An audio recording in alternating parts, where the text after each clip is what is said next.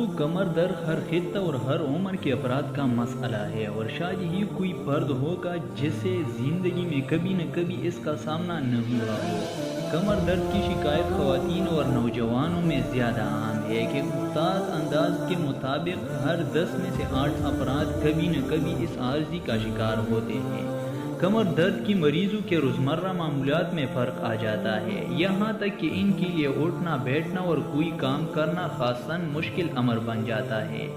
یوں تو کمر درد کی کوئی وجوہ ہو سکتی ہے، لیکن سر فہرست طرز زندگی، عادات اور بعض موسمی تبدیلیاں ہیں۔ اس کے علاوہ فربی مائل افراد بھی کمر درد کا شکار ہو جاتے ہیں۔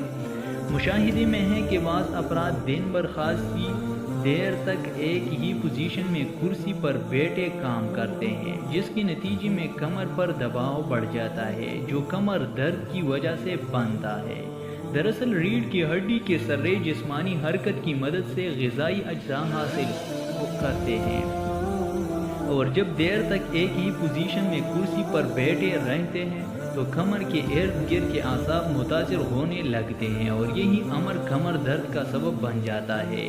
بعض افراد میں کمر کے مہروں کے درمیان نرم اور لچکدار گدیاں انحطاط پذیر ہو کر مہرے خاص طور پر L4 یا L5 متاثر ہو کر درد کا سبب بن جاتے ہیں، اور بعض افراد میں یہ درد ٹانگوں میں بھی چلا جاتا ہے، یہاں تک کہ ان کو چلنے پھرنے میں سخت دشواری پیش آتے ہیں۔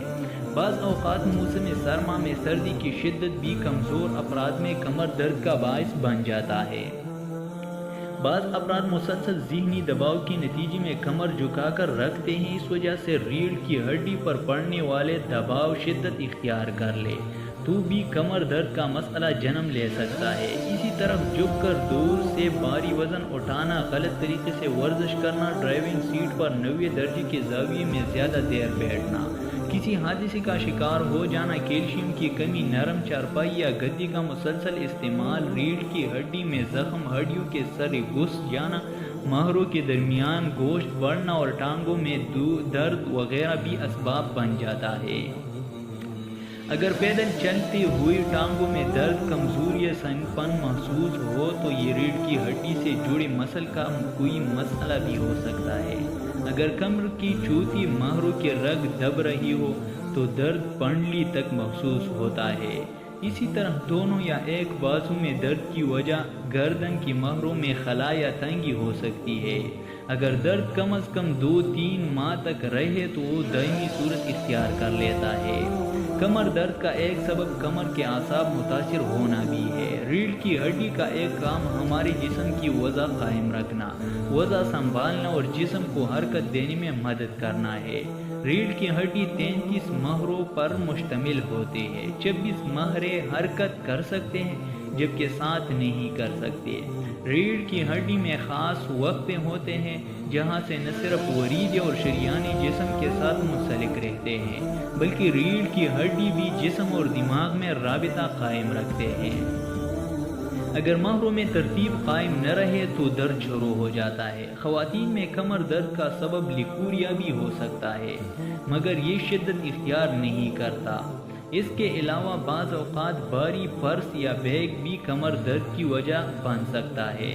کمر کا زیریں حصہ جسم کے اوپر والے حصے کو سپورٹ کرتا ہے، اگر اس پر اضافی بوجھ پڑے گا تو یہ امر بھی پٹھوں کے درد کا سبب بن جاتا ہے۔ موبائل فون اور لیپ ٹاپ کی وجہ سے بھی کمر درد عام ہے، کیونکہ ہر وقت کمر جھکا کر رکھنے سے گردن اور مہرے متاثر ہوتے ہیں۔ بعض افراد میں گردن کے مہروں میں درد بھی کمر درد کا سبب بن سکتا ہے۔ کمر درد سے بچاؤ کی تدابیر: مسلسل کرسی یا بیٹھ کر نشست میں کام نہ کیا جائے، اگر ضروری ہو تو صبح و شام سیر ضرور کریں۔ سیدھی کرسی پر جسم کی پشت سخت ہو بیٹھ کر کام نہ کریں، یعنی سیدھی کرسی پر جسم کی پشت سخت ہو بیٹھ کر کام کریں۔ زیادہ دیر تک ایک ہی انداز میں کھڑے نہ ہو، کبھی ایک پاؤں تو کبھی دوسری پر وزن منتقل کرتے رہے۔ اپنے وزن بڑھنے نہ دے کیونکہ موٹاپا کئی مسائل کا باعث بنتا ہے جس میں کمر درد بھی شامل ہے۔ ڈرائیونگ کرتے ہوئے اپنی نشست آگے کی جانب کر لے۔ کمر درد کی صورت میں جھکنے والے کاموں سے احتیاط برتیں۔ آگے کی جانب جھکتی ہوئی یا ٹانگیں سیدھے رکھ کر کوئی وزن نہ اٹھائے۔